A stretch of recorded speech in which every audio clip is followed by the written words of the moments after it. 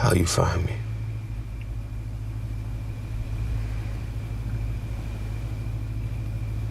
I'm TS motherfucking A. We handle shit. That's what we do. All right, what's up, y'all? And welcome to the first episode of the Critical Consumption Podcast. I'm Jonah. And I'm Shaan. And we're going to be talking about a movie that we both actually like a lot. Love, man. We're talking about Get Out today. And if y'all don't know, it's the Jordan Peele film. This is actually his debut film. And, you know, Jonah, you know how much I love this movie? Bro, I love this movie, man. There's so much about this movie that, you know, makes me always, want to come back and watch it over and over again. The composition, it's everything, bro. Yeah. It's a great movie. When did you see this movie? Probably I watched it at someone's house for the first time, and really? It was 2020, I think. 2020. What about you?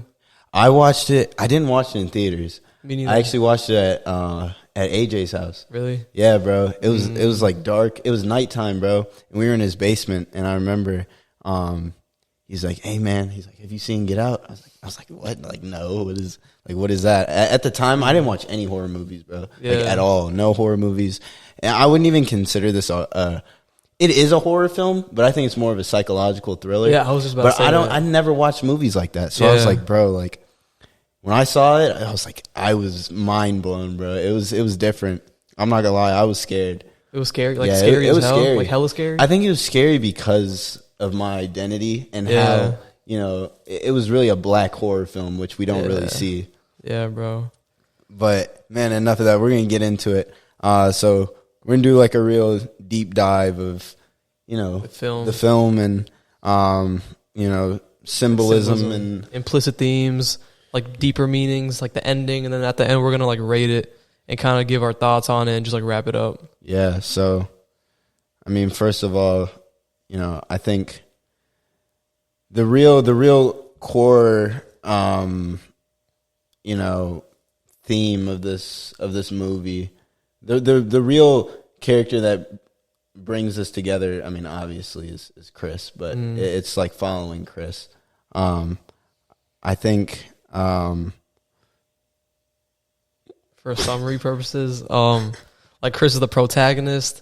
He's dating this white girl. Her name is Rose, and she's in love, obviously. And he goes to, I believe they go to his parents, or he goes to her parents' house in rural, middle of nowhere, in this fat ass house. Yeah, bro. And it looks like a plantation. Yeah, and then from there, shit goes sideways. Yeah, a bunch of things happen, and it's crazy. And it, low-key, the one thing I thought about, this movie's an hour and 40 minutes. Yeah, it's concise as hell.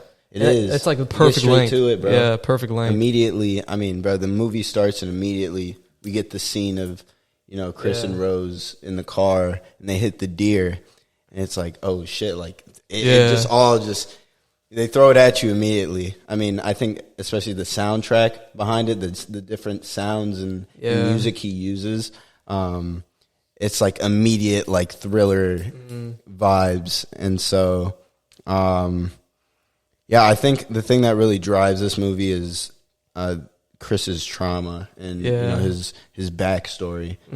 I feel it really gives the movie this deeper personal feel. Keep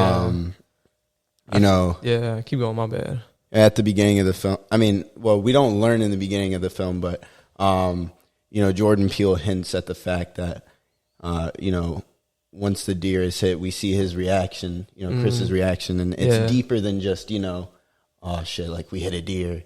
It's it's a real intimate deep moment for him.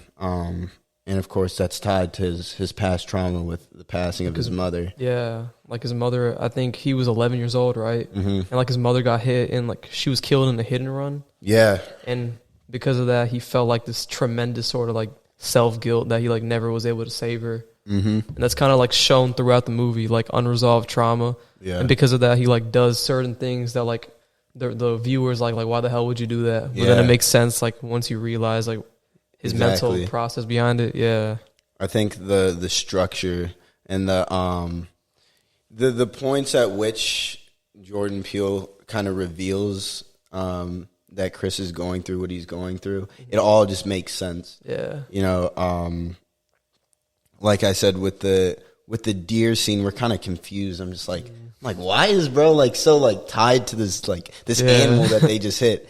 And it also shows the contrast between like Rose and like her reaction. And Chris. The reactions exactly. She immediately checks on her car. She's like, my car, my car. It's like Rose like, and this man was like the deer going through it, bro, fighting demons, looking at this deer. It's like there's got to be something deeper going on. Yeah, you remember that scene where he was like just like staring at it? Yes, and like he looked like damn near dissociated, bro. Like he was like just like so into it that he like detached from like his own mind. Yeah, I think the cinematography in that scene too, going from the deer to him, the tears building up in his eyes.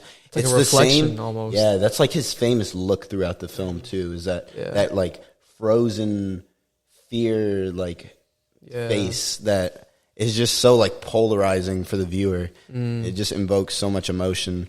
I think even though we had no idea why he felt that way towards like the deer, we just understood that there was something deeper. Yeah. And of course it gets to that when with the trauma, like with Rose's mother. That's actually like crazy. That's like one of the most underrated things of the film. Yeah. Like this implicit subject of like Chris's trauma being like prevalent and like, bro, his like girlfriend's mom like weaponizes that and like uses it against him. Like she like hypnotizes him with like a teacup and like basically turns his trauma. Like she basically like is controlling of like his mental at that point. Yeah, and we did some deep diving on this. The actual teacup that she uses, like the fact that she uses something as like socially normal. A like socially normal object, like teacup, harmless object, but the way she uses it is so violent in another way. Like, I guess like the class and status aspect of the object. Yeah, because back then, African Americans we were slaves, bro. So like we weren't able to sip tea with the white man, and so the fact that she's using such a class-heavy object to kind of suppress him and, just suppress his consciousness. It's really like, it's messed up, bro. Yeah, bro. And like, if you think about it, like she used like an aspect of his identity that was unresolved. And I remember you were telling me about this earlier, like how like mental health in like the black community is often like stigmatized or like overlooked.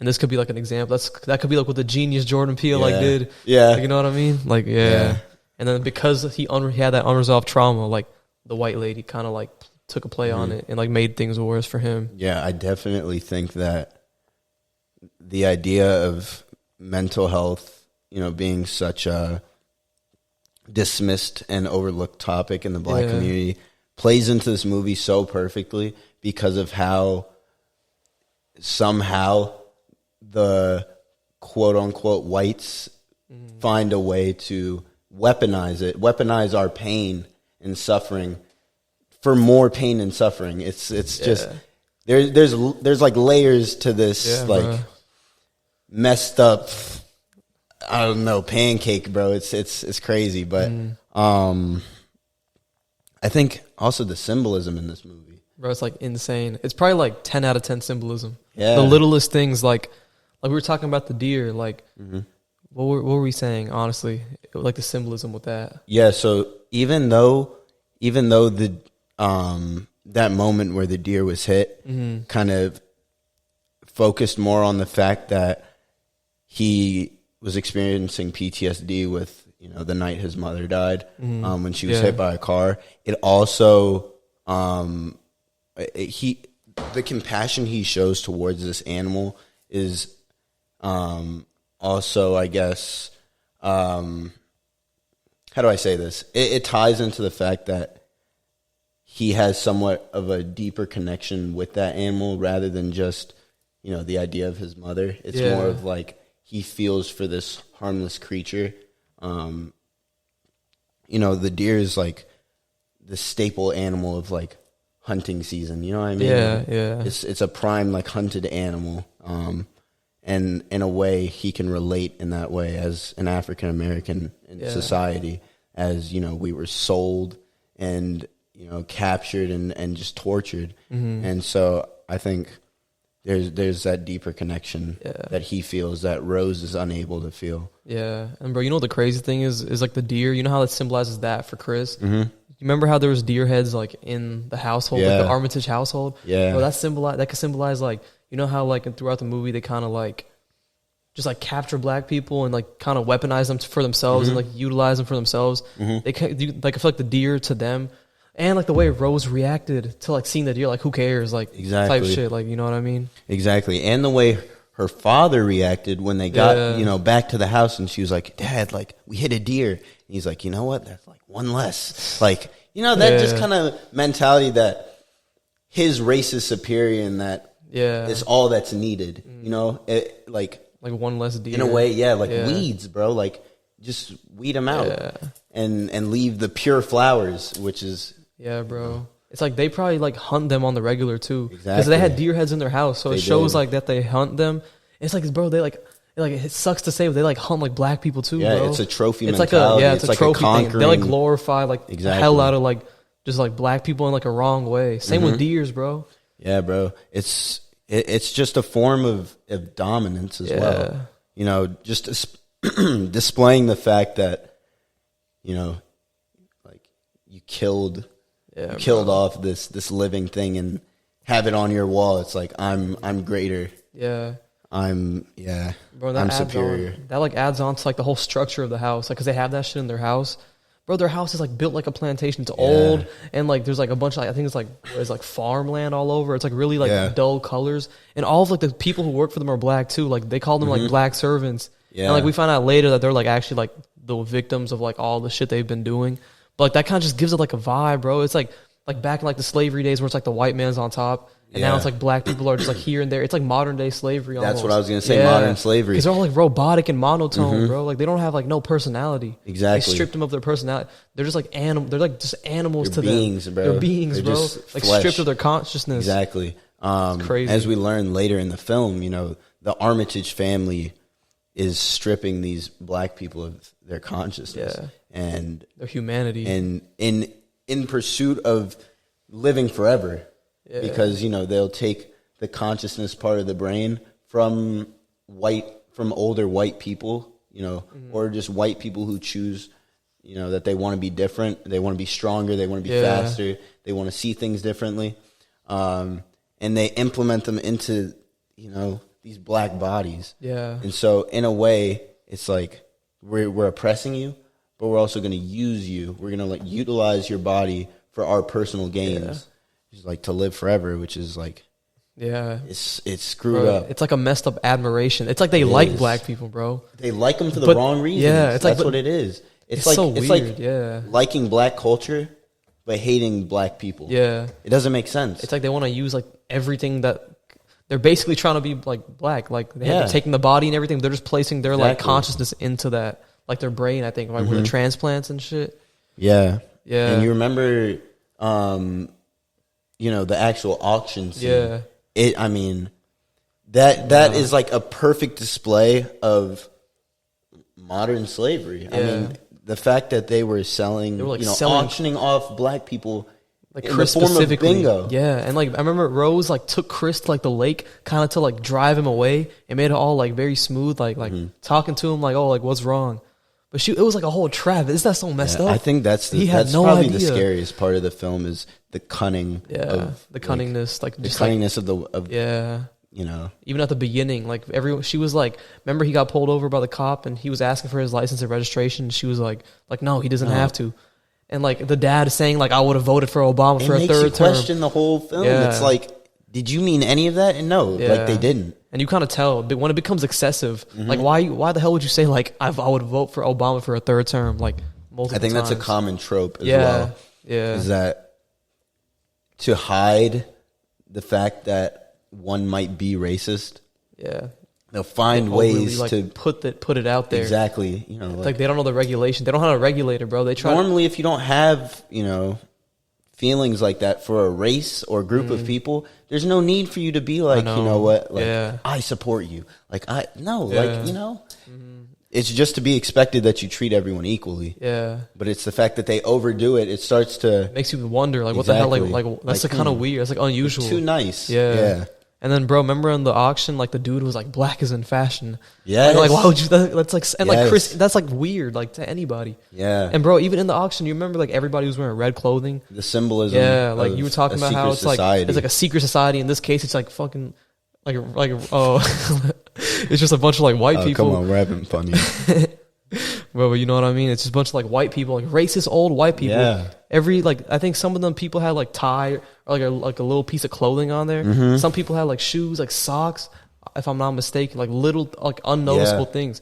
That just shows, like, the genius of Jordan Peele, bro. Exactly. This man put, like, the littlest things. Like, people wouldn't even notice it for real if they didn't, like, actually, like, take the time to do that. It's insane. And that's why movies like this are necessary to be broken down. Because, honestly, the first time I saw it, I did not see half of the things that I saw the next time I saw it. And the next time I saw it.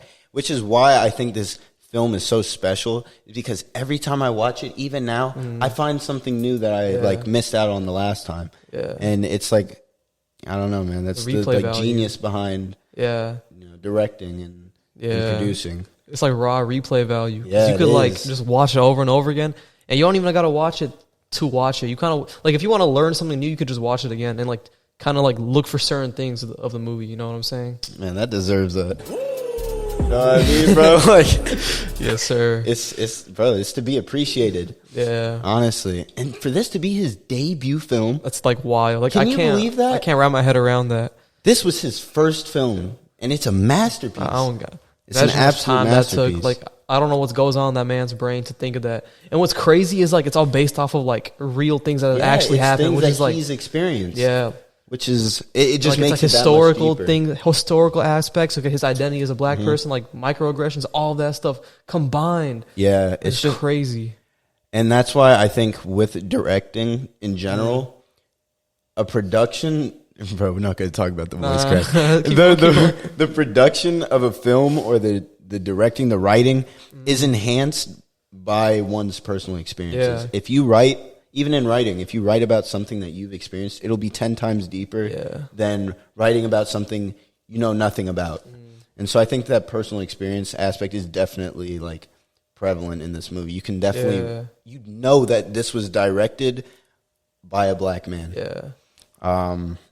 And bro, even like with the ending, wait, were you gonna keep going? No, man, I'm just processing it. Bro, I was gonna say, like, even the way he like utilized like Rod, my boy Rod, the TSA agent. Oh my gosh! Like throughout the movie, he was like that. Like shit was going sideways. Like throughout the whole movie, it was like kind of like leaning towards like a negative like climax. Yeah. Like, he was like the hope throughout the movie. Like the readers, not the reader, like the viewers' hope. Yeah. Like, he was like that dude everybody could relate to. You know what I'm saying? Yeah. I think Rod is definitely the hero of the film. Yeah, he is. You know, unexpected hero. He's sprinkled throughout the movie this dark, like, it's just a dark, like, realistic film. It's realistic in a scary way.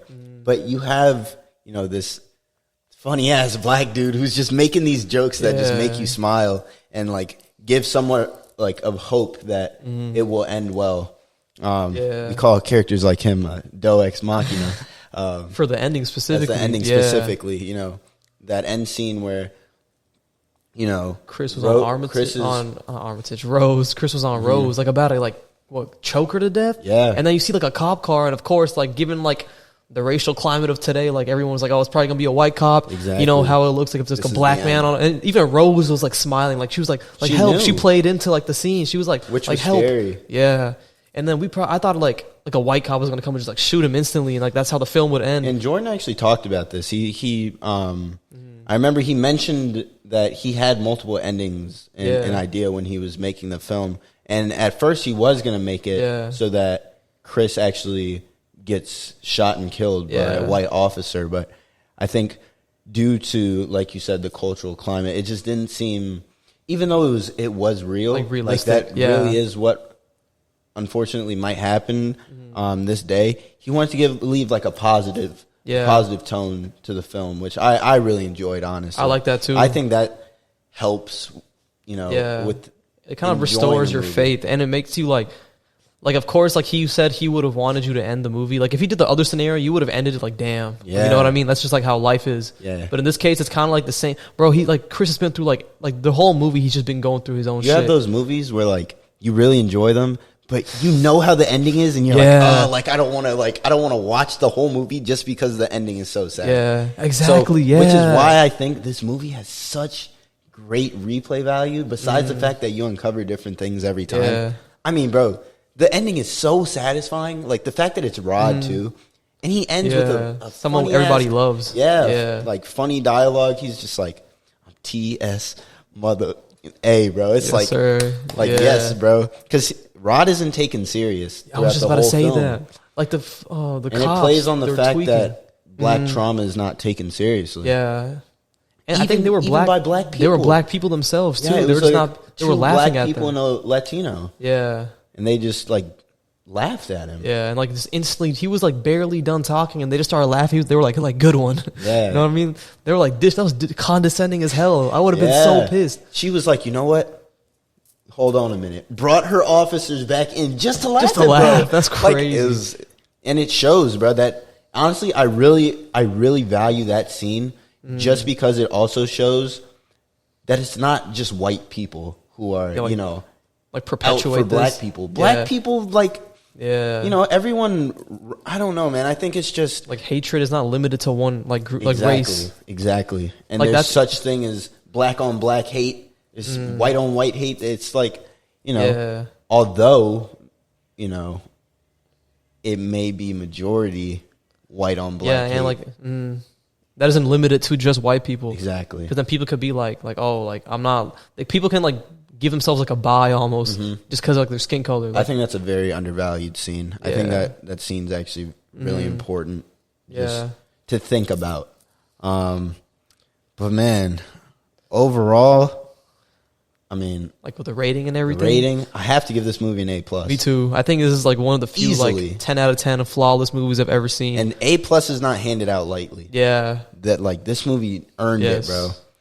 Honestly, like attention to detail, the implicit subjects, like even like the fact that Jordan Peele added like a little comedy relief and the comedy relief character happened to be like the hero. Like everything was perfect. Yeah. Peele actually said he was like, because before this, he just did, Key and Peele, which was a sketch comedy show. And he was talking about the correlation between comedy and horror. He was saying, they actually complement each other. Yeah. So I think that's why this worked so well for him. The man's a genius. He's a genius, man. Crazy. All right, well, that about wraps it up. I mean, we could be here for hours, honestly. We could talk about We've talked about this movie for hours on multiple different occasions. Talk about it all day, man. Yeah. There's so much to break down. So many different aspects to break down, but we're going to leave y'all with that. Yeah. We hope y'all, if y'all haven't watched the movie, like probably you guys would have watched the movie if you hear a whole breakdown of it. But if you haven't, this was a spoiler alert, but we assume that y'all seen the movie if you clicked on this video. Yeah. But yeah, man, thank you guys for listening. Yeah, thank you. This is episode 1 of the mini-series we have for our senior project. Critical consumption. Yes, sir. Critical consumption. This has been us. And don't tweak because we'll be back. We're about to make some more, and we hope it's as engaging as this one will be. Yes, sir. So we'll see y'all later.